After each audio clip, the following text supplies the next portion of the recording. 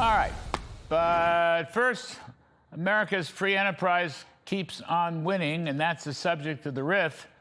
Throughout the July 4th 250 weekend, President Trump's speeches, especially at Mount Rushmore and the National Mall, really made two key points.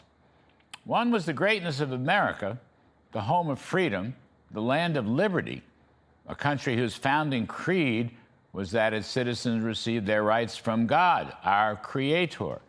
Hence, the two greatest sentences in probably history. We hold these truths to be self-evident, that all men are created equal, that they are endowed by their Creator with certain unalienable rights, and among these are life, liberty, and the pursuit of happiness. Here's the president at the National Mall on Saturday. This country is the home of freedom. This is the land of liberty. We're celebrating freedom's triumph over tyranny, liberty's conquest over oppression, and the enduring victory of the American spirit.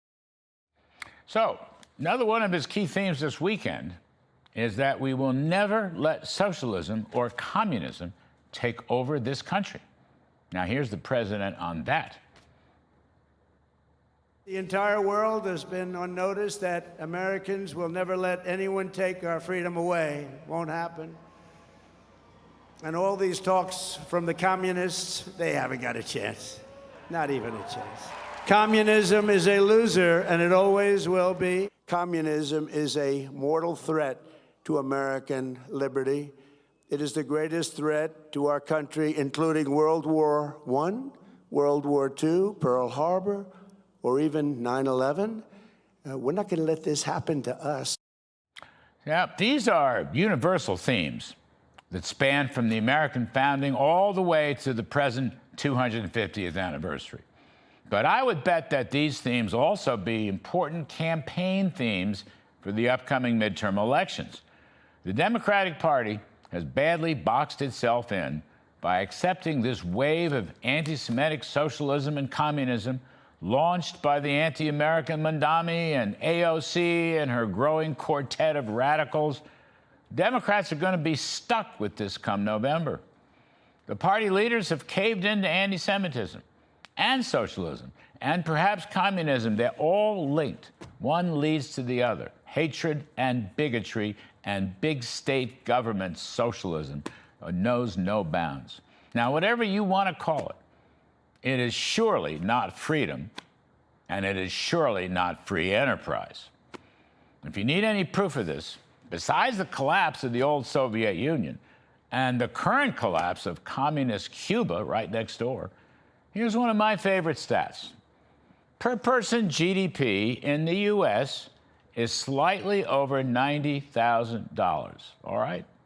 Per person GDP in the authoritarian, statist, CCP China is slightly less than 14,000, all right? Over 90,000 versus under 14,000. Incredible. America has grown over the past several hundred years by nearly 3.5%, adjusted for inflation per year. No country could possibly match that record. No country has even come close. And meanwhile, if you just read some of our leading economists, I read a bunch of them over the weekend. What are they saying? There's people like Kevin Hassett in the White House, or Ed Yardeni, or Ed Hyman, or Jason Trennert on Wall Street, and many others. Think of some of these metrics. Real GDP in this country is going to hit an all-time record high. Not even the COVID lockdown was able to stop it. Stocks are soaring. Profits and productivity are breaking records. Business is booming. Consumers are spending. And here's one. Household net worth is a staggering $170 trillion. And I could go on. There's plenty more facts and data points. Communism doesn't match this. It is a complete failure. Just look at these numbers. Look at their numbers, and you'll see the difference. Free enterprise is the greatest prosperity machine that's raising living standards to unbelievable heights that history has ever seen.